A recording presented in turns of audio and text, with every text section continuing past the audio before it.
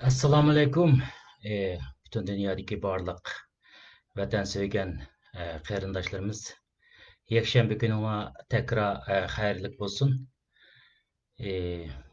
Bugun bizda bu ish sistemimizda biroz o'zgarish bo'lyotdi. Masalan, doim degandek biz 2 hafta ishlagan bo'lsak yoki 3 hafta to'xtamay ishlagan bo'lsak, hozir ham o'tgangi yuqorqi suhbatlarimizda deb o'tdik. Bizning ish sistemimizda o'zgarishlar bo'ldi deb. Masalan, biz 3 hafta to'xtamay ishlaydigan bo'lsak, masalan, haftaning o'rtasida yakshanba kuni bir kun dam oladigan sistema hozir ham bu yangidan barliq keldi. Shu sababdan men bugun yakshanba kuni bekayen ertadan boshlab xudoyim bo'lsa kelar yakshanba kechgacha ishlayversak, xudoyim bo'lsa uyga qaytamiz, bir orom olamiz deb o'ylayapmiz. Shu munosabat bilan bugun yakshanba kuni bu yatığımda dam ağaç qarindoshlarımızdan kelgan savollar bor. Ham o'zimniki bir tayyorlagan ozroq savol bir qarindoshlarımizga sunadigan bir tema bor. Bu tema o'zinglar bilasizlar, men burundan tortib mening tashviqotim, qilib kelgan tashviqotim Uyg'ur irqiy qirg'inchilik masalalari bo'yicha bo'lgandan keyin men Uyg'ur irqiy qirg'inchilik bu davo bilan shug'ullanish jarayonida qilayotgan tashviqotim bu. Chunki vatanda bo'layotgan ishlar shu, Uyg'urlar yo'l qo'yayotgan masala shu bo'lgandan keyin. Shu munosabat bilan endi bu Uyg'ur irqiy qirg'inchiligini tunishtirish va shunga munosabatlik asosda meningki o'rganib kelgan tema mundaqdi. Turkiya hukumati, masalan, ayni vaqtdagi Erdo'g'an yoki hozirgi Erdo'g'an hokimiyatiniki Uyg'urlar duch keladigan irqiy qirg'inchilik bilan aloqasi bormi yo'qmi, xabardormi deb yoki biladimi, bilmadimi degan tema mening asosli temam bo'ladi. Ammo bu jarayonlarda bizningki ko'pchilik do'stlarimizdan kelayotgan savollar, ko'pchilayotgan savollarga asosan men endi mayli yaxshi niyat so'rasin, yomon niyat so'rasin, biz bu o'rganish va o'rgitish bir maydoni bo'lgandan keyin ko'pchilik bilan shu munosabatda o'rtoqlashib kelayotgandan keyin men so'ralgan savollarni qisqa asosda men javob berishni loyiq topdim qarindoshlar. Buning ichida masalan meningki davo jarayonlarida qo'yilgan savollar bor. Masalan, qo'ygan birinchi savoli qaysi desanglar, siz doim deydi PB'da, masalan Facebook'da guvohlik berganlarni maqtaysiz, ammo siz guvohlik bermaysiz debdi. Mayli, rahmat bundaq savolni so'rag'iningizga. Men guvohlik berib kelyapman qarindoshim. Masalan, men tunji qator guvohlikni 2018-yili men tunji qator guvohlikni bergan o'zimning oilasi to'g'riliq, o'zim yashayotgan Xonqitam yezisi to'g'riliq guvohlik bergan. U vaqtning o'zida masalan mish-mish gaplardan anglagan xabarda oilalarim, butun masalan opam, Anvarjon akam, urug' tuqqanlarimniki jazo lageriga ketganligi haqida assalomu alaykum. Ovozim yaxshi bo'lgan o'xshaydi. Rahmat javob qaytargan qarindoshlarga. Men guvohlik bergan, xulosa gap shu vaqtning o'zida men oilam haqida guvohlik bergan. Guvohlik bermagan ish qaysi qilib qoldi desangiz qarindoshim, Facebook chiqib yig'limga yaqib qoldi rostdan degan vaqtning o'zida. Endi yig'lab ketayli desak, chunki men dadamdan tarbiya olgan, men shunday bir boshlang'ichning o'qituvchisi bo'lsa-mu, kuchlik shunday bir dada edi u. Menga har doim deydi, isming Erkin, Erkin petim qol. Yig'laydigan narsalarni ommaviy so'rinda hech qachon yig'lama. Hamma so'rinda yig'lama. O'g'il bola har qanday vaqt ichida yig'lash kerak, hayotida teshida yig'ilmaslik kerak degan qarindoshlar. Ta hozir qadar men guvohlik berib kelyapman. Oilam, urug' tuqqanlarim haqida mening hech qanday xabarim yo'q. 2018-yildan tortib xabarim yo'q. Nada jazo lagerimi, Xitoy etyaptimi bilmayman. Ammo inshaalloh men shunday deymanki, oilam va bir taraqqida bir xavf xatar kelgan vaqtimizda Xitoyga ikkinchilab beradigan guvohligim yig'lash orqali guvohlik bo'lmaydi. Qonga qon, jonga jon, qisos elish orqali men bu guvohlikni beraman. Bu tugidi. İkincisi debdi Türkiye bilen Xitoyning munosabatini ta'tir tanasib debdi ekansiz. Buni men o'rgandim, tadqiq qildim, demisimi to'g'ri ekan debdi. Rahmat deganingizga. Ayni vaqtingizda shunday deb yozgan vaqtingizda nurg'un qarshiliklar uchirgan. Rahmat. Üçüncüsü ötken yılı Uygur'a karşı ötken yılı siz Facebook'unuzda yazıpsınız. Uygur'a karşı büyük birlik. Yani Türkiye, İran, Xitay, Rusya, bazı Arap devletleri deb yazıpsınız. Düşünce bahsingizda shunadı. Bunu sözlep kelsek uzun tema ketidi qarindoshlar. Men haqiqatan Facebook'um o'tgan yil 8 oyda xabarimlarda bor, men yozdim. Uyg'urga qarshi buyuk birlikda o'tirib Turkiya, Iron, Xitoy, Rossiya, Turkiya, ba'zi arab davlatlari degan temada men bu temani yozdim. Yeyishib kelsak gap jiq. Men boshdan oxir deb ko'rsangiz Uyg'ur irqiy qirg'inchilik bilan birga Uyg'urlar nima uchun irqiy qirg'inchilik uchraydi degan vaqtda biri qahramonlik ro'yi, uning tiz bitmaganligi Uyg'urlarning, ikkinchidan Xitoy bu 65 davlatni o'z ichiga olgan bu Ipak yo'lda kuchli bir davlat qurman deydi ekan, cho'qim Uyg'urning mustaqillik irodasini sundirish kerak. Sundirish uchun qanday qilish kerak? O'ltirish kerak. O'ltirish uchun qanday qilish kerak? Ovoz chiqaradigan, Uyg'urning dardini anglatmoqchi bo'lgan davlatlarni o'ziga tortish kerak. Bu jarayonimizda o'zining yeniga tortgan davlatlar, men bu yerda yuqoriga deb o'tgan davlatlar shu. Bular Xitoy bilan Ipak yo'lida bir. Shundoq bo'lgandan keyin men bularni Uyg'urga qarshi buyuk birlik deb turib oldim. Bunun tushunchalarini yana tushuntirsak dakchiq. Endi men bu shunchalik to'xtalay. Bular Ipak yo'lda Xitoy bilan bir bo'lganligi uchun bu yerda Xitoy bu Osiyoning kindigida bir tampon bölge, tampon rayoni shakllantirish uchun, ya'ni Xitoyning tashqi dunyoga ochiladigan birdan bir eg'izi bizning ziminimiz Uyg'ur zimini bo'lganligi uchun bu ziminda mustaqillik talab qilayotgan mustaqillik irodasidan aslo voz kechmagan Xitoydek 1,5 milliard jonivorga qarshi o'zining qurolsiz hech qanday bir yordamsiz asosda qarshilik bilan o'zining badani, teni, o'limi bilan qarshi turayotgan bu millatni taltiks yo'qotish kerak.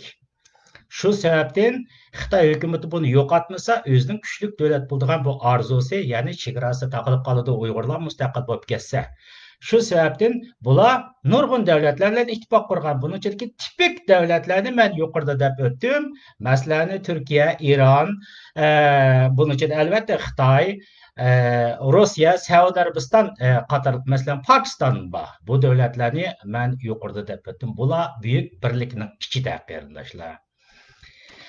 Endi to'rtinchi degini Trump g'alaba qiladi, 2024gacha prezident bo'ladi debsiz, ammo prezident bo'lamidi debdi. Qarindoshlarim, men sizlarga dedim. Trump efendim g'alaba qiladi, 2024gacha prezident bo'ladi. Ammo mening ostida qo'shib qo'ygan bir nuqtam bor. Trump efendim hayotda qolsa degan bir gap bor. Bu hayotda qolsa degan so'zlarni siz o'qimabsiz. Men o'chirib atmadim, buni o'qib beqing.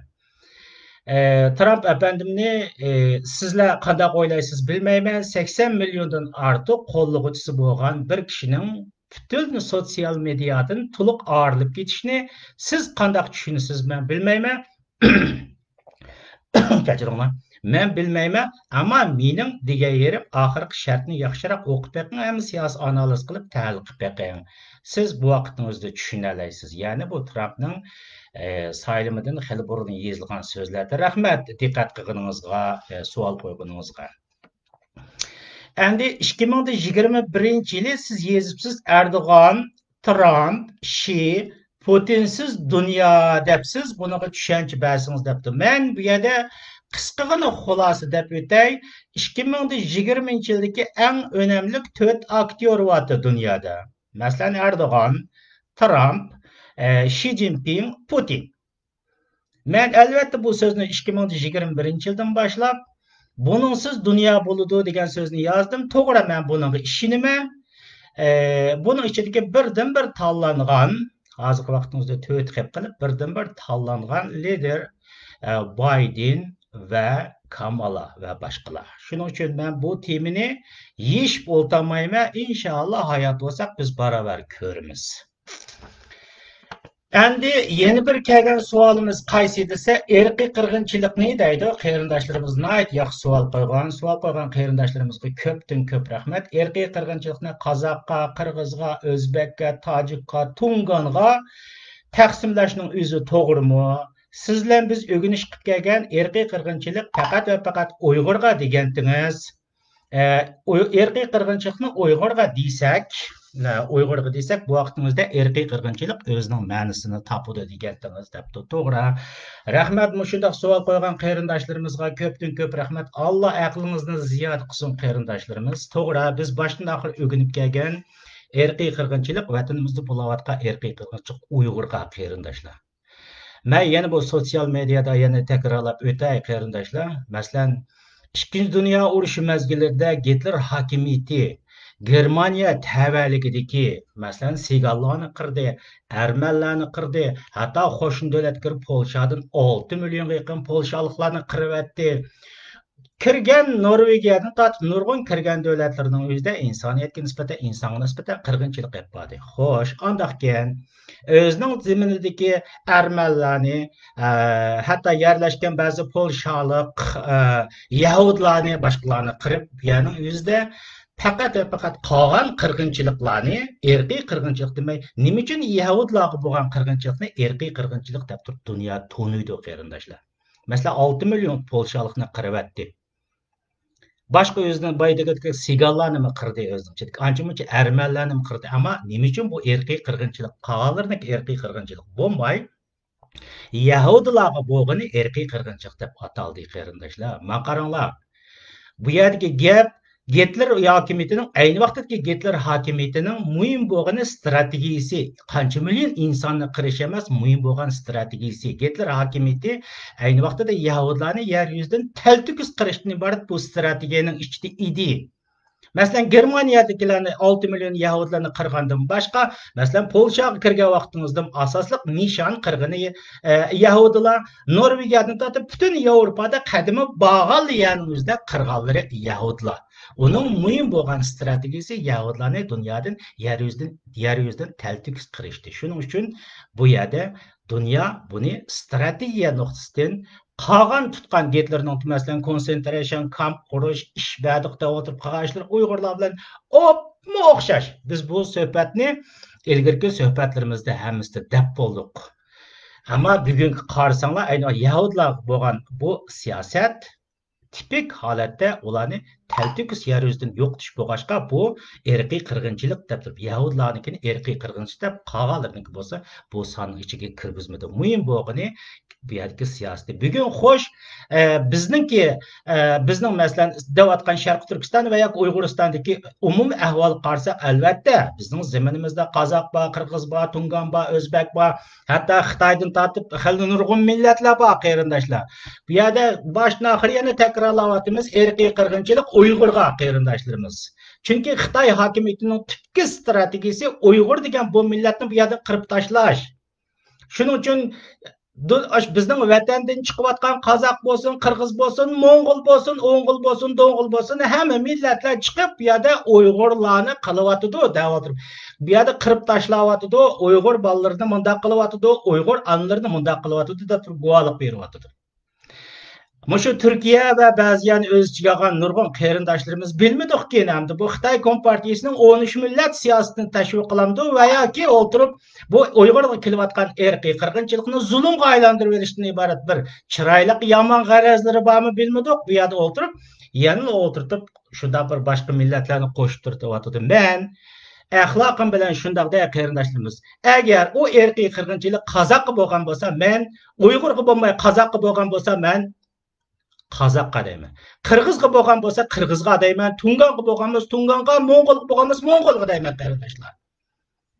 Biz siz siyosatning o'zida xato maqsadingiz, o'zingizning yo'lini o'zingiz to'g'raysiz.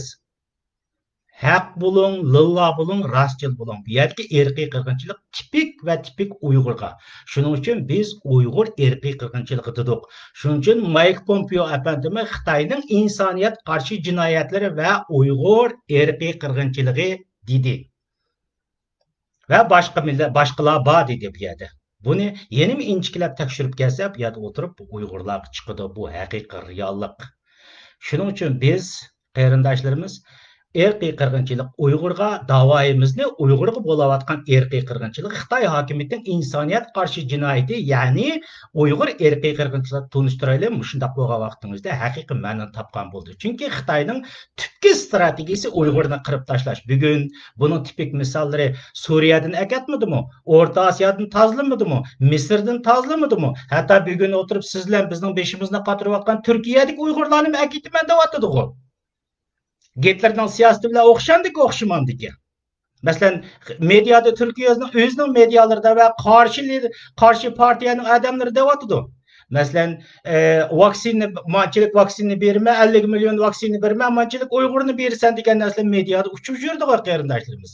Bu yerdagi gap Xitoyning tipik strategiyasi Uyg'urdan iborat bu millatni taltiks yo'qtish, taltiks qirib tashlash.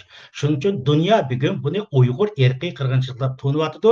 Sizmi shundoq deb turib to'ning, shundoq deb tashviq qiling. Bu eng mukammal to'g'ri da'vo. Biz mushu Uyg'ur erkiy qirg'inchiligi orqali biz vatanimizga o'tirib, xalqaro kuchlar bilan kirgan vaqtning o'zida daftarni qaytadan ochamiz. Shuning uchun biz to'nimay qolgan boshqa qozoqlar, qirg'izlar, boshqa millat bo'lgan bo'lsa, bu daftar ayrim yeziladi, tarix ayrim yeziladi. Ammo bugun dunyo Uyg'ur deb to'niyotgan Xitoy ularni besh erishib qolmagan insonlar bo'lmagandiki, ularning istixborot o'rinlari bor. Hammasi bizning deyotgan Uyg'ur deyotgan bizning so'zimizga emas, ularni tekshirish, tadqiq qilish orqali bu nuqtaga kelib, bu yerda Uyg'urga qarshi erkiy qirg'inchilik degandan keyin Uyg'urga qarshi erkiy qirg'inchilik deymiz. Navoda siz masalan erkiy qirg'inchilik qozoqqa, qirg'izga falan to'kiniga deb mangan bo'lsangiz, siz da'voni taltiks yengilasiz. Qarindoshlarim, men sizga ilgirmi shundoq dedik. WhatsApp to'plardan bo'lsin do'stlarimizga shundoq tushundirdik, qarang. Masalan, o'tgan yili Qosim-Jomart To'qayev piyada oshkor chiqib turib dedi. Bizning u yerda jazo lagerida bizning qozoqlarimiz yo'q dedi. Qirg'izistonning jim va Xitoy hukumati dunyodagi eng hiylagar hokimiyat. Bular bu İpek yolu strategiyasida o'zi bilan qo'shni bo'lgan, ojiz bo'lsin, kuchli bo'lsin, mustaqil bo'lgan qozoqlar va qirg'izlarga o'tirib erkiy qirg'inchilik qilish orqali o'ziga avorchilik topmaydi, qarindoshlar. Avarchilik topmaydi. Qozog'iston, Qirg'iziston hokimiyati ojiz bo'lsin, uni dunyo tonigan mustaqil davlat. Xitoy masalan qozoq boshqa millatlarga erkiy qirg'inchilik iqbodi deb o'tirib mushtaq faktlarga erisha olsa, ashilar xalqaro sotlarga biz Uyg'urlar berib natija qozonmasak, ularning qozonish ehtimolligi eng kuchlik. Shuning uchun Xitoy hokimiyati bu yerga kelgan vaqtning o'zida bundaq o'tirib cho'lti siyosatlarni qilmaydi. Shuning uchun ijoqsiz bo'lgan bu yerda Uyg'ur millatining ovoz zaminning haqiqiy egisi bo'lgan, nupus va son jihatlarda yuqori bo'lgan va o'zi bilan aslo va aslo moslashmagan, tiz pukmagan, mustaqil bo'lamiz degan iroda bilan yashayotgan ovoz millatni taltiks yo'qotish. Shuning uchun bugun Turkiyadan akitimiz deyotgan Uyg'urdir. Misrdan, dunyoning har qanday yerlaridan akitayotgan Uyg'urdir. Buni qo'shib o'tirib, siz qaysi siyosatlarni qilyapsiz, men tushunmadim. Buni siz navoda shundoq taqsimlayversiniz, bu yerda o'tirib zulm bo'ladi, zulm. Erkiy qirg'inchilik ma'lum etnik millatni tub yiltizdan yo'qotishni iborat bu strategiyaning o'zi bo'lsa, bu erkiy qirg'inchilik bo'ladi. Bo'lmasa zulm bo'lib qoladi. Xitoy hokimiyati to'g'ri zulm qilyapti.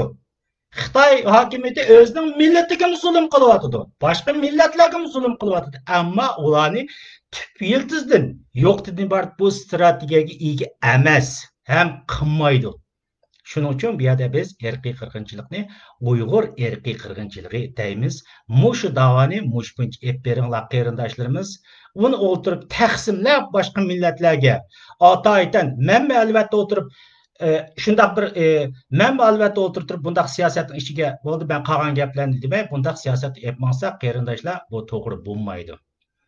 Turkiyadagi bo'lsin va yoki da'vo sifatida turayotgan qarindoshlarimiz bo'lsin, bu nuqtaga alaydan diqqat qilaylik qarindoshlar. Meniki yana takrorlaydiganim, siz buni hamma millatga taqsimlasangiz zulm bo'ladi. Xitoy kompartiyasining 13 millatga tutgan Xitoy kompartiyasining siyosatiga aylanib qoladi. Shuning uchun erkiy qirg'inchilik bilan zulmni farqlantiring. Erkiy qirg'inchilik Xitoy hokimiyatining Uyg'urdan iborat bu millatni Bütün yo'qotishdan iborat bu strategiyasi. Shuning uchun dunyo Uyg'ur irqiy qirg'inchiligi, Xitoyning Uyg'urlar qilayotgan irqiy qirg'inchiligi deb tunidi. Biz da'voyimizni mushu nuqtada mangamiz qarindoshlar. Endi yana azroq vaqtimiz bor qarindoshlar. Men bu nuqtadan o'zimning asldan tayyorlagan hozir 20 minut vaqt o'tib ketibdi. 20 minut vaqtim borken bunu ben xulosalab qisqa holatda masalan Turkiyaniki Uyg'ur irqiy qirg'inchiligi masalalarini oldidan bilatdimi bilmatdimi degan masala ustida men ozroq o'zimning ko'z qarashini so'zlab o'taman qarindoshlar. Men bu nuqtada o'tirib bu masalaga kelgan vaqtimizda Turkiyaning bu masalaga kelgan vaqtimizda buning uchun allburun xabari bor deb o'ylayman. Siz meni Turkiya dushmanligi yaratdi desangiz, yaratma desangiz uning bilan ishim. Baribir. Men millatimning advokati, Uyg'urning advokatligini qilma bitdi. Xo'sh, undaq bo'lgan bo'lsa, biz bu yerda xulosalab aytayli, Turkiya nima uchun masalan bu yo'lga mangdi? Bugun o'zimiz qarsangiz, qarshi partiyalarning hammasi Uyg'urlar masalalarini qo'llayotdi. Uyg'ur degan nuqta turyotdi, ammo bu yerda da'vatqinim mening tutayotganim bir butun Türk xalqi, Türk millati emas. Buni sizga tushuntirib o'tay, qarindoshlarim. Bir butun Türk millatining ustidan so'z qilyapmayman. Hokimiyatda turayotgan AKP hokimiyati va ularga yondosh bo'lgan MHP va Vatan partiyasini asosliq nuqta qiladi. Tipik holatda hokimiyat ustida turayotgan AKP hokimiyati zodi bugun o'tirib mushu Uyg'urlarga kelayotgan irqiy qirg'inchilik masalalari kelgan chog'da nima uchun mushundaq holatga kelib qoldi? Masalan, İyi Parti'nin grup toplantısında, jığınıda Nur Usmangil'den ibaret bir hanım oturup guvalık bəgə vaxtının yüzdümü gördünüz. Oturup bunu Türkiye'nin çoğun medyaları hemiz kesip etdi o. Qandaq qarindoshlar, to'g'ri mi xato mi buni o'zingiz yaxshiroq bilasiz. Biz burundan tortib Turkiyaning bu xato siyosatini tushuntirib keldik. Mushu o'zining xalqiga bir ofat bo'ldigan iborat bu xato siyosatini tushuntirib keldik. Endi xo'sh, o'zimning temamga o'tsam, Turkiya mushundaq bugungidek holatga kelishningki asosliq manbasini men ozroq tushuntirib o'taman. Turkiyaning strategiyasiga qarasangiz qarindoshlarim, bu siyosiy jo'grafiyalik o'rni intayin muhim davlat. Oq dengiz bilan Qor dengizining o'rtasidagi. Oq dengiz bilan Qor dengizining o'rtasida joylashgan Afrika, Yevropa, Kavkazya ve şunda qarsangiz O'rta Osiyogacha azroq bir kichik tugun bor. Armeniyadan o'tsa O'rta Osiyoga tutadigan hal qiluvchi tugun bir muhim yo'l. Ta ki 2003-yilga qadar Turkiya hokimiyati Amerika, Yevropa bilan hamkorlashib kelgan. Qachonki mush 2001-yildagi terrorizm voqeasi yuz bergandan keyin Amerika Afg'onistonga kirib, uning keyindan Iroqqa kirgan vaqtimizda Turkiya siyosatini, ya'ni AKP hokimiyati tubdan bu siyosatni o'zgartdi qarindoshlar. Aslida bu Turkiya siyosatini o'zgartish orqali bu yerda Turkiya o'zining jo'grafiyalik rayonimizda bir kuchli davlat bo'lishdan iborat bir orzu va tushning ichiga kirdi. Amerikadan yuz o'rdi. Shu sababdan tam 6 yil o'ziga ittifoqdosh davlat izladi. Chunki iqtisod yetmaydi, qurol yarog'ini taraqqiy qilish uchun unga texnika ketadi, shuning uchun do'st davlat izladi. Bu do'st davlatni nereden topdi? Bu do'st davlatni 6 yil izlanish orqali 2009-yilga kelgan vaqtimizda Xitoyni topdi. Siz xabaringizda bor, men ilgari suhbatlarimda dedim, ayni vaqtimizda 2009-yilda Turkiya hukumatining 40 dan ortiq shu hokimiyat amaldorlari, savdo vakillari, o'maklar bizning vatanimizga bordi. Ziyorat qildi. O'ddil bordi. Uyg'urlarni hayajonga soldi. Bu hayajonning ichidan nima chiqdi degan narsa men so'zlayotgan temaning ichidan chiqdi, qarindoshlar. Ayni vaqtida yodingizda bor, Erdo'g'an hokimiyati Urumchidagi Uşaqtallar bozoridan boshladi. Ahmad Davuto'g'li Qashqardan boshladi. Ammo siz diqqat qiling qarindoshlarimiz, bu media hech qanday yerda deyilmadi bu gap. Turkiya istixboroti ziyorati nereden boshladi degan narsa bu mediadan yiroq tutildi. Turkiya istixboroti ziyoratni Beijingdan boshladi. Xo'sh, Turkiyaning vatanimizdagi, ya'ni Uyg'ur zaminini Uyg'urlarni ziyorat qilishning maqsadi nima edi? Turkiya Uyg'urlarni vasita qilish orqali Xitoyni sen biz bilan hamkorlashing kerak, biz sherikdosh, ittifoqdosh bo'lishimiz kerak degan nuqtaga akilishdi. Shu sababdan ular bu ziyoratni, shunday bir ziyoratlarni, cho'ng ziyoratlarni olib bordi. Bir haftadan keyin o'tirib vatanimizda o'tirib qaysi vaqa kelib chiqdi xabaringlarda bor. Ürümçi qirg'inchilik kelib chiqdi. Bu qirg'inchilik kelgan vaqtimizda Xitoy hukumati Shoguandagi qirg'inchilikni attay o'z paydo qilish orqali Turkiya hukumatining Uyg'urlarga bizlar ittifoqdosh bo'lgan vaqtimizda Xitoyga bo'lgan siyosatdagi sadoqatini sinab boqdi qarindoshlar. Sinidi. Şu vaqtimizda Erdoğan hakimiyeti şu hamon bu yerda nim dedi? Buni birinchilab o'tirib erkiy qirg'inchilik degan kishi shu edi, erkiy qirg'inchilik dedi. Hatto va hatto Erdoğan hakimiyeti şu vaqtida Xitoy hakimiyetining mush Urumchida paydo qilgan bu qirg'inchilik masalalarini BDTga to'shiydiganligini, musulmon ishbirlik tashkilotlariga to'shiydiganligidan iborat bu Xitoyga qaytadan tahdid soldi. Ama bu ahirgacha davomlashtirmadi. Chunki Xitoy bu yerda mani deydigan bir narsani o'zining plan loyiha strategiyasini Yipak Turkiyaga sungandan keyin Erdo'g'an hokimiyati asta-asta o'tirib mana Xitoy sizning degan yerimizga keldingiz. Endi undaq bo'lgan bo'lsa sizlar biz baravar bir ittifoqdoshlik holatga kelamiz dedi. Bu yerda o'tirib undaq bo'lsa Xitoy hokimiyati Turkiyadan o'zining undaq bo'lsa Uyg'urlarga bo'lgan siyosating nima degan savollarga ayni vaqtdagi Gül, Abdullah Gül mundaq bir chiroyli xulosani chiqardi. Uyg'urlar Turkiya bilan Xitoy o'tirisida ko'riklik rol o'ynaydi degan xulosa bilan o'tirib o'zining ya'ni AKP hukumatining Xitoyga bo'lgan sadoqatini ya'ni ichki ishlarga aralashmaydigan bu yerda o'tirib siyosatini Uyg'urlar Türkiye bilan Xitoy o'rtasida ko'riklik rol o'ynaydi deb o'tirib buni nayt chiroyli tushuntirib ketib ketdi. Xitoy shuni ola o'tirib yuragi bu yerga o'tirib tindi. Kelishim hamma narsa shu orqali tuzildi qarindoshlar. Bu tuzilib bo'lgan. Shuning uchun bugun biz Turkiya bilan Xitoyning o'tirishida biz ko'rik, bunda dastlab mangadigan ko'rik. Qarindoshlarimiz.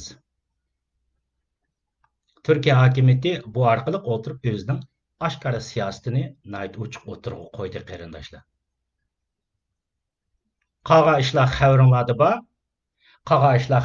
bor, qarindoshlar. Türkiye'nin özünün qısılçılığı, özünün siyasetçi kartili qısılçılığını Amerika, Avrupa taraflarından oturup duş kelgan qısılçılıkları näslerini gösterdi. Bu adette bir tutan bu to'xtaydigan başka mesele emas. Bu aynı vaqtdagi AKP hakimiyetiniki mushu rayonda bir bölgesel bir rayonlik bir kuchlik davlat bo'lish uchun kuchlik davlat bo'lishdan iborat bu orzusi bo'lganligi uchun bu yerda Turkiya hakimiyeti o'zi o'tirib Xitoyni izlab turib topdi. Endi Turkiya bilan Xitoy o'tirishdagi siyosatga kelsak qarindoshlar, biz Turkiya bilan Xitoy Uyg'urlar Turkiya bilan Xitoy o'tirishga bir ko'rik. Adaq bo'lgan bo'lsa xo'sh bu yerda ayni vaqtida bunun bilan baravar mangan, masalan Ahmet Davutoğlu bugün Kelajak partiyasini qurib o'tirib nima uchun Uyg'ur masalasini tonishtirdi? Erdoğan'ın siyasi partiyasidan, yani bu hakimiyet maşinisinden oturup yat Abdullah Gül düşüp kaldı, Ali Babacan düşüp kaldı, Ahmet Davutoğlu düşüp kaldı. Bula oturup hazır karşı blok uğurlaştırıp ayrım partiya kurup nima uchun oturup yatı Erdoğan'ınki bu hazır Uyg'urlar tutayotgan siyasi meselelerine nisbatan karşı meydanda turdi qarindoshlar. Sizlar o'ylab beqinglar. Bu mening Turkiyani ayiblayotganligim emas. Sizlar Turkiyadagi masalan Ahmet Davutovga qarshi partiyalarning nima uchun mashinadan tushib qolganligiga qarab beqinglar. Bu xulosa gap ayni vaqtida shu nuqtada mangan. Bu strategiyalar mangan. Bugun shunga Turkiya hokimiyati o'zi eng qisildigan bir nuqtaga kelib qoldi. Ana qarab beqinglar o'zining iyi partiyaning shu yaxshi partiya degan partiya to'plantisida yig'inda bir xonimning siyosatmi emas, o'zining bir oddiy bir dardini degan. Bu yerda o'tirib Uyg'urlarga mustaqillik degan gapmi yo'q, zaminga mustaqillik degan gapmi yo'q. O'zining bir oddiy shaklda inson bo'lish sifati bilan o'tirib, bu yerda Uyg'ur masalasini partiya yig'inida tonishtirganlik uchun, so'zlaganlik uchun shu yerdagi Turkiyadagi butun TV kanallari kesib o'tdi. Adaq bo'lgan bo'lsa bizning Turkiyaning xato siyosatini tanqidlab kelayotgan yerimizning to'g'ri chiqdimi, xato chiqdimi qarindoshlar? Sizlar bunaqa diqqat qilinglar. Yana deydiganimiz Turkiyani albatta men yaxshi ko'raman, menayotgan siyosati xato. Xolos gap bu nuqtadan biz shunday deymiz qarindoshlar. Bugun masalan Erdo'g'an hokimiyati mushu Uyg'urlarga tutayotgan erkiy qirg'inchilikqa ko'z yumish orqali ana shundaq medialarda göz yumuş arkalık. Yani aşında sosyal medyada olsun, başka yerlerde olsun, Uygurlarning ovoz chiqadiganlarini kesish orqali Erdo'g'an hokimiyatining taxtdan tushishiga birdan bir rol o'ynaydigan narsani qaysi desanglar Uyg'ur irqiy qirg'inchilik masalasi. Erdo'g'an hokimiyati mush orqali o'zining ichiga ajoyib cho'ng bir xatarlarni Erdo'g'an hokimiyati o'z ustiga yuklaydi. Hozir ular o'tirisida bir tuzilayotgan kelishimlar bor. Hozir xabarimiz yo'q. O doğruluk tuzildimi, tuzilmadimi? Ama Erdoğan hakimiyeti Xitayning oldida hech qanday bir narsa diyemeydi. Shuning uchun deydiganimiz qarindoshlar, Turkiyadagi qarindoshlarimiz bizni tushuninglar. Bu biz o'zimizningki bir siyosiy maydonimizda qaysi maydonda to'g'ri maydonda mangdiqmi, xato maydonda mangdiqmi degan nuqtani aytgan vaqtimizda bir to'g'ri xulosa qarindoshlar. Biz ayni vaqtdan tortib hech bir qachon Turkiyaga bo'lgan yomon zihniyatimiz bizda yo'q. Zaten menda yo'q. Men Turkiyani yaxshi ko'radiganlarning biri. Turk millati, Turk xalqini yaxshi ko'radiganlarning biri. Ammo Turkiya AKP hokimiyati va uningga yordamchi bo'layotgan MHP Vatan partiyasi bu qator tashkilotlar xulosasi bir gapim bayatın degandek o'tirib 2009-yildan tortib bu Ipak yo'li strategiyasida biz cho'qim bor.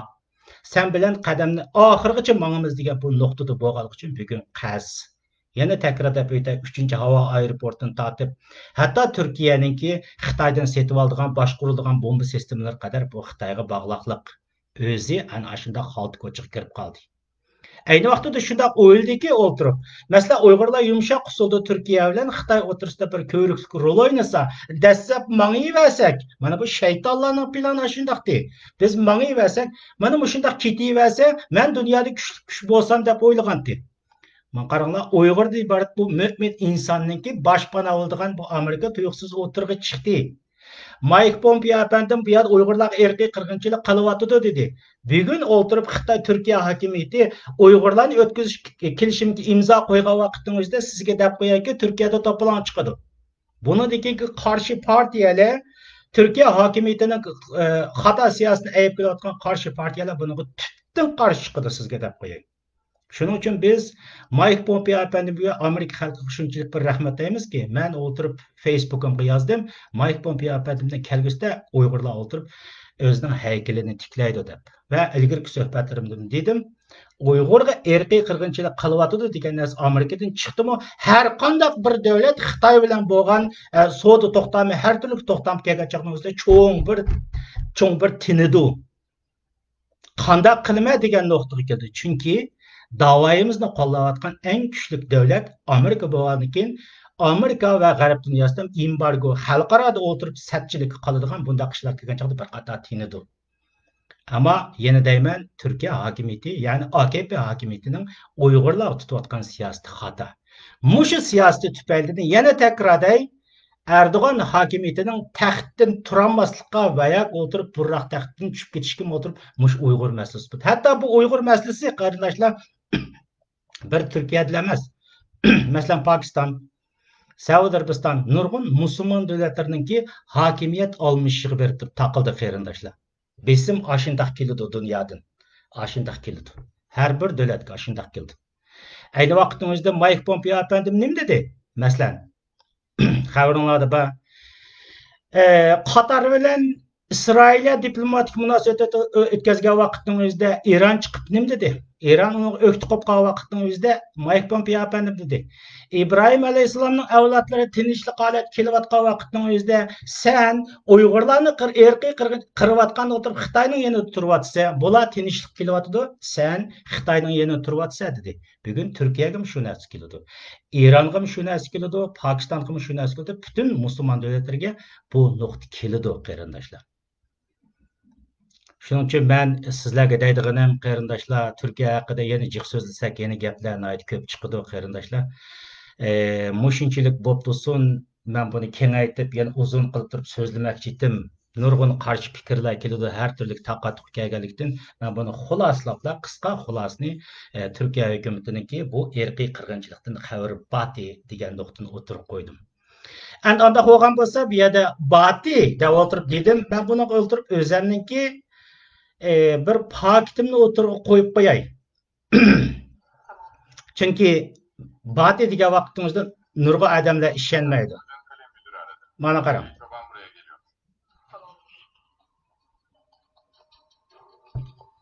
Efendim, hocanın kalem müdürü aradı. Abdüley Çoban buraya geliyor. Ovoz anglandimi, anglanmadimi? Mana qaranglar qarindoshlar. Men tafsilotini so'zlab beraman. Tuğrul Bey, Doğu Türkistan'daki durum nedir? Doğu Türkistan'da Türk soykırımı kaçınılmaz olarak gerçekleşecek. Tek çözüm, Doğu Türkistan'daki soydaşlarımızı kısım kısım Türkiye'ye yerleştirmek. Size katılmıyorum. Doğu Türkistan, Türk dünyası için stratejik önem taşıyor. Çin'in Türkistan'a tampon bölge oluşturması ve yeraltı kaynakları açısından hayati önemi var. Oradaki soydaşlarımızı Türkiye'ye getirdiğinizde Doğu Türkistan'ı ebediyen katletmiş oluruz. Efendim, Mısır ve Suriye'deki kardeşlerimizin her geçen gün Türkiye'ye dair hayal kırıklıkları artıyor. Buradaki Müslümanlar bu soykırıma dur diyecek tek gücün Türkiye olduğuna inanıyorlar. Türkiye ekonomik, siyasi, diplomatik bütün gücünü bölge halkının zulümden kurtulması için kullanıyor. Daha yapacak çok şeyimiz var. Tamamdır. Ovoz yaxshi chiqdimi, chiqmadimi bilmayman, ammo sizlarga tavsiya qildig'ini men bayat o'tirib Turkiya hukumatiniki Uyg'urlar tutayotgan irqiy qirg'inchilikni xabari bati degan nuqtaga birinchi isbotim bu. Tafsilotni men sizlarga deb beray. Masalan, Kurtlar vodiysi Pusu degan kinoning 197 ko'p qismli televiziya teatrining 197 qismining 1 soat 2 minutlik yeridan boshlab turib ko'rsangiz, buni da ayni vaqtda so'zlaydi. Bu film tam bundan 7 yil avval, ya'ni 2013-yili qo'yilgan, qarindoshlar. Kurtlar vodiysi Pusu bu film Turkiyada ishlashdan to'xtatilgan. Yani 2016 yıl 7. ayının 15. günü Türkiye'de hokimiyetga qarshi bir siyasi o'zgarish bo'lgandan keyin, masalan, bu kinoning bosh rolchisi Nijati Shaxmaz, yani kinodagi ismi Polat Alemdar, bu ayni vaqtida saqchiq berib turib guvohlik bergan. Ta hozir qadar bu film ishlanmagan. Bu filmniki asosli tasvirlangan o'zinglar yaxshi bilasizlar. Yani dunyoning keyinda davlatlarning keyinda turib dunyo boshqarayotgan kuchlarningki asosliq strategiyalarini nishon qilib o'tirib bu Kurtlar vodiysi Pusu qatorliq bir turkum kinolar ishlangan. Shu filmning 197 qismining 1 soat 2 minutlik qismiga kelgancha qarasangiz, bu yerda Polat Alemdar shu dunyoning har yeriga yerlashtirilgan jasuslar deymiz, bular orqali ularga Polat Alemdar xabar yetkazdi. Bunu da deydiki, masalan bizning Sharq Turkistonda turayotgan jasusi shunday deydi. Sharq Turkistonda bu gap 2013, managa diqqat qiling qarindoshlarimiz. Sharq Turkistonda irqiy qirg'inchilik qochirilmasdir deydi.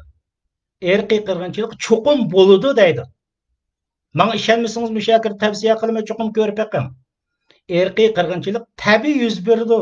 Shuning uchun Sharq Turkistondagi butun Uyg'urlarni Turkiyaga yerlashtirish kerak degan vaqtimizda Polat Alemdar nima deydi? Xitoy hokimiyati ya'ni Sharq Turkistonda yerasti boylik va boshqalar tufayli dunyoda bir tampon bo'lgi shakllantirmoqchi. Buning uchun bir hayot kuchga o'namga ega, hayot kuchga ega. Navoda biz u yerdagi Uyg'urlarni Turkiyaga yerlashtirsak, ularni mangu o'ltirtirib qatl qilgan bo'lamiz, o'ltirgan bo'lamiz deb shunday deydi. Bu yerda xulosasi gap, bu yerda ayni chiqdi. Bu kinoning oriq ko'rinishi nihoyat kuchli kino. Demak, men bu yerda o'tirib yuqorida qarindoshlarimizga Turkiya hukumatining nima uchun o'tirib bu yerda Xitoy bilan o'tirib hozirgi strategiyaga kirganligini, bugungidek o'tirib Uyg'ur irqiy qirg'inchilikka kelgan vaqtimizda hech qanday bir narsa deyamaydigan eng ojiz holatga tushib qolganligini so'zlash bilan birga biz bu yerda o'zimizning isbotini o'tirib qo'ydik. Turklar o'zi ishlagan kino 197-bo'lim 1 soat 2 minutlik yerga qarasangiz, Sharq Turkistonda irqiy qirg'inchilik qochirilmasdir deydi. Keldimi, kelmadimi? Keldi-ku. 2017'da. Mana bugun ko'ryapmiz bu. Dunyo xalqi o'tirib bugun tam 8 yildan keyin o'tirib dunyo xalqi Uyg'urlar bo'layotgan ishni irqiy qirg'inchilik deydi. Qarindoshlar. Bu yerdagi gap her narsani o'tirib davlat oldidan bilmaydigan bir narsa yo'q. Men 5 yuqori söhbetim deb o'tib ketdim. Erdo'g'an Ürümçidagi Talla bozoridan boshlagan bo'lsa, Ahmad Davutoğlu Qashqardan boshladi. Bizning ko'zimizdan yiroqlashtirib qo'ygan bir narsa bor. U bo'lsa-mu Turkiya istixboroti ziyoratini nereden boshladi degan chog'da Beyjingdan boshladi dedi. Qolgan jarayonlarni tafsili o'rgansangiz bo'ladi. Gapimizga ishonmagan bo'lsangiz, masalan, Kurtlar Vadisi postining 197-qismining 1 soat 2 minutlik yeridan boshlab turib ko'rib beqing. Mana bu o'zlari davatgan ham Turkiya hukumati bu filmni davomli ishlanishini cheklagan. Po'lat Olamdar, ya'ni Nijati Shoshmoz o'tirib shu 2016-yildagi darbidaydi ular. Siyosiy o'zgarishdan keyin saqchixonaga o'tirib guvohlik berishga majbur bo'lgan. Bütün Türk dünyasıyla emas, tashqi dunyodagi ko'plagan millatlar, ko'plagan davlatlar o'tirib bu filmni yaxshi ko'rgan film. Mana mushunda qarindoshlarimiz endi xo'sh, bu yerga kelsak, yana bir ozroq bir qistirib qo'ydigan 5 minut vaqtim borga tim bo'layotdi. Bu tema qaysi desanglar, Turkiya va boshqa yerlarda bo'libmi Turkiyada o'tirib, mana bugungidek Uyg'urning beshiga dak kelayotgan bugungi kunning o'zida qarasangiz yanıla oturup muşu davoyimizni 70 yıldan birisi başlap hozirgi holatga akagan, hozirgidek oturup xuddi erkiy qirg'inchilikni tunishtirib degan atalmiz Turkistonizmni tashviq qilgan bir turkum insonlar bugungi kun Uyg'urni Turkiyadan akitimiz davatgan mushundaq setgancha tip-tinch qarindoshlarimiz. Tip-tinch turib oldi bugun. Shuning uchun men bu nuqtaga kelgan vaqtimizda ortiq chechinmay artıq nəslərini sözləb oltamay, amma bugün Uyğur milletinin milli mənfəəti kimnin üstüge qurulubdu? Şu altır bugün Uyğurunu setivatqan AKP qarşı Türk xalqının ki Türkiye hakimiyetinin mənfəəti üstüge qurulubdu mu, qurulmabdı mı? Bunu tədqiq qilib baxsanız boladı, ögünüb baxsanız boladı. Nima uchun andaqız bugün tip-tinch? Uyghur degan millatning bu davlat qurish, milliy iroda qirg'inchiligi dunyoda o'tirib Uyghur qirilayotgan mezgil kelgan vaqtimizda ular nima uchun o'tirib bugun ayni vaqtdagi Turkistonizmni tashviq qilayotgan, pan-turkist va pan-islomizmni tashviq qilayotgan Uyg'urning ikki putini bog'lab o'tirib Xitoyga tirik tashlab turayotgan bu ikki razil ideyani tashviq qilib kelib bugungi davoni tam mushkalab akvatliq deganlar o'tirib bugun nima uchun tip-tinch bugun bunu bu o'ylanib beqing qarindoshimizning milliy manfaatimiz kimning ustiga? Kimning manfaati uchun boshlanib kelyapti? Kimning manfaati uchun yetaklanib kelyapti? Men buni jiq so'zlamay o'tirib, ayni vaqtdagi Chiniy Turkistonchilarning bosh lideri bo'lgan, ya'ni Isa Yusuf Alipteginning o'g'li Erkin Aliptegin apandimning nima deganligini men ko'pchilikka qo'yib beray qarindoshlar. Anglab baqsanglar bo'ladi. Endi qolganiga o'tirib o'zinglar bir ozroq natija xulosasini chiqarib olasizlar. Undan keyin biz ba'zi ishlarni nima qilsak bo'ladi qarindoshlar.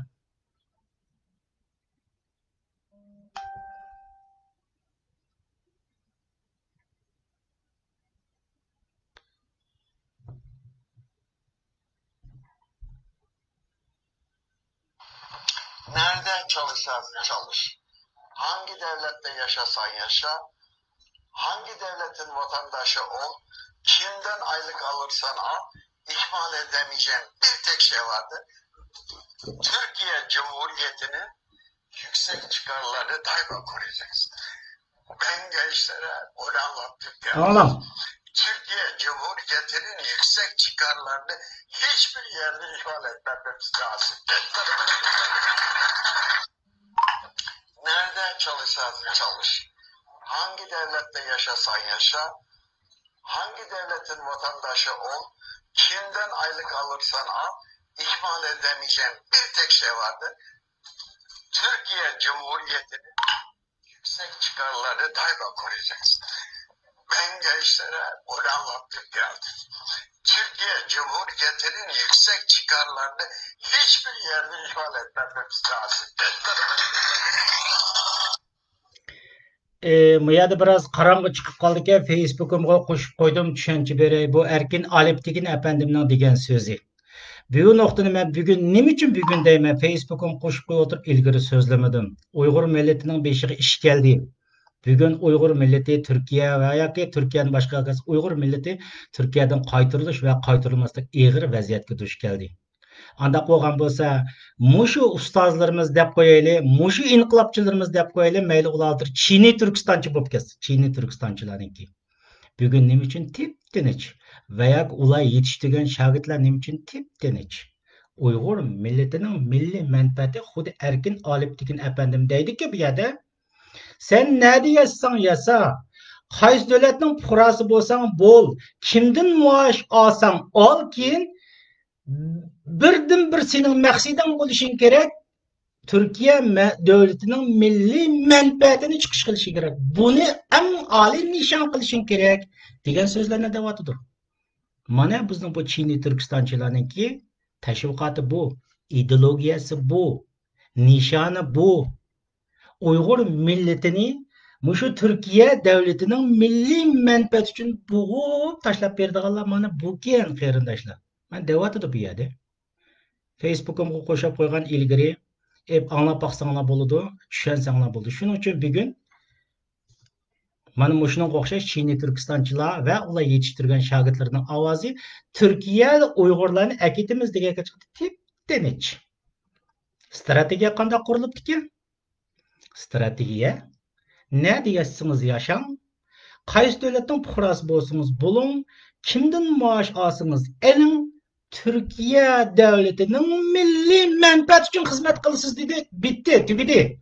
Şunun için bunun o'xshash Çinli Türkistanchilar veya ki pan Türkistanchilardan bu milletke ahir ve ahirgacha payda kelmaydi qarindoshlar. Şunun için en ahirda xulos gapim deb qo'yay qarindoshlar, men sizga deb qo'yay. Biz Uyg'urlarning dunyodagi boshqa millatlarni qilib qo'ygandek hech qandaq bir narsa kam emas. Uyg'urning tarixiy büyük kam degan vaqtingda 70 ming yillik tarixiga bir büyük millat. Shuning uchun siz Turkning orasida bo'ling, Norvegiyaning orasida bo'ling, Amerikaning orasida bo'lsa Uyg'ur deng. Chunki dunyo sizni Uyg'ur deb turib to'niyotdi. Uyg'ur erkiy qirg'inchilik deb turib to'nidi. Dunyodagi eng kuchli millat Yahudlardan tortib bugun nima deb yig'layotdi? Uyg'ur deb turib yig'layotdi. Shuning uchun siz Uyg'urlik holtingizga keling. Uyg'urlik milliy holtingizga keling. Uyg'ur bo'lib da'vo qiling. Dünya sizni to'niyotgandan keyin sizning natija qozongan, bizning natija qozongan nuqtamiz bu, qarindoshlar. Navada siz o'tirib yana 70 yildan birisi Uyg'urlarning putqulini bog'lab o'tirib, shu o'tirib dunyodagi kaynada Xitoy bo'lgan bog'lab o'tirib, pan turkis va pan islomizmni ma'ning o'xshash razil ideya bilan mansangiz, Uyg'ur millati halok bo'lishdan boshqa narsa emas. Shuning uchun biz Uyg'ur millati bugun Uyg'ur o'tirib o'zimizning Uyg'urlik ro'yimiz bo'yicha, jangovar ro'yimiz bo'yicha o'tirib bu da'voni qilamiz. Hozir mushu pan turkizmchilar o'tirib nayt rahatsiz, ko'ngli bakmi rahatsiz nimishqa? Uyg'ur millatining bugungi da'vosini dunyodagi eng kuchli millat Yahudlar qo'llayotdi. Eng kuchli davlat Amerika qo'llayotdi. Buning kaydi Yevropa mikeyotidir. Muhim bo'lgan dunyodagi eng kuchli millat Yahudlar qo'llayotdi. Ko'rdingiz? Bejil birinchi mushu 27-yil kuni dunyoda erkiy qirg'inchilik uchirg'uvchilarni xotirlash kuni kelgan vaqtimizda ovoz nereden chiqyapti deya Yahudlardan chiqyapti. Shuning uchun sizga deb qo'y, bu dashqal ideya, ma'ni o'xshash dashqallarning ideyasini Turkiyaning buyuk manfaati uchun xizmat qilsan deydigan bu ideyadan voz keching qarindoshlarimiz. Uyg'ur deb turibman. Bu vaqtingiz kelgan chaqda biz o davlatning ismini qanday qo'ysangiz qo'ying, shu vaqtimizda biz mukammal bir mustaqil davlatimizni mush ideologiya asosida biz qurib chiqa olamiz. Men ko'pchiliklar deyishgan, mening mang'ay yo'lim Amerika, Uyg'ur erkiy qirg'inchiligi va mustaqillik degan. Mana bu yo'l bu qarindoshlar. Biz mush yo'l ustida mang'ayli, biz Uyg'ur qarindoshlar. Siz o'tirib Amerikalikni ko'rsangiz, Turk deb Turkning qishig'i vaqtincha Uyg'ur Turk desangiz, shundaq bir zag'in da'vo bo'ladi. O'zingizning milliy manfaati kelgan vaqtingizda qurbon bo'lib ketasiz. Biz Uyg'ur, Turkning ichida yasaqmi Uyg'ur, biz da'voyimizningki nishon strategiyasi Amerika, Uyg'ur erkiy qirg'inchiligi, mustaqillik bu ketdi. Mush yo'l bo'yicha mang'ada qarindoshlar, bu da'vosiga keling, mustaqillikda men qarindoshlar birga mang'ayli, o'rtaq tirishayli. Rahmat qarindoshlar, taqatqı sözləb qaldım. Yaxşı bo'lmadi desam bo'ldi. O'zim o'ylagandek yaxshi mazmunda o'tirib men so'zlab qoldiramadim. Sababi ishdagi charchash, herishdan boshqa har turli ishlar bor. Har kuni o'tirib 5-6 saat uxlagandan keyin ba'zan o'tirib odamning nervisi har turli qorong'u tumonning ichida bo'lib qoldi ekan. Men o'zim maqsad qilgan ko'zlagan temani jonliq yo'ritib berishda bugun bir ojiz kelib qoldim deb o'ylayman. Qoldi qismini kelar qatorliq suhbatlarimizda to'liqlab o'taylik qarindoshlar. Biz Uyg'ur, Amerika, Uyg'ur irqiy qirg'inchiligi, mustaqillik. Mangdigan yo'limiz shu. Xo'sh, omon bo'linglar qarindoshlar. Ko'rishguncha yana Allohga emanet. Salomatliginglarni asranglar. Xitoy virusidan yiroq turinglar qarindoshlar. Xo'sh, Allohga emanet.